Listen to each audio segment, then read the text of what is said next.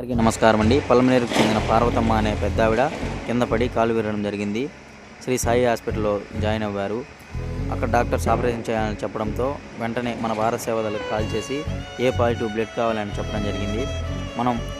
మన వంశీ తమ్ముడికి కాల్ చేసి తమ్ముడు బ్లడ్ కావాలి అని చెప్పంగానే తన పనులన్నీ మానుకుని మరీ వచ్చి బ్లడ్ అందించాడు.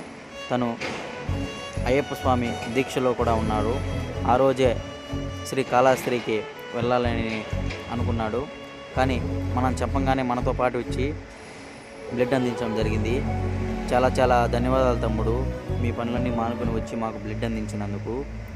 మీరు మీ కుటుంబం ఎల్లప్పుడూ సంతోషంగా ఉండాలి. ఇప్పుడు మీ భారత్ సేవలు.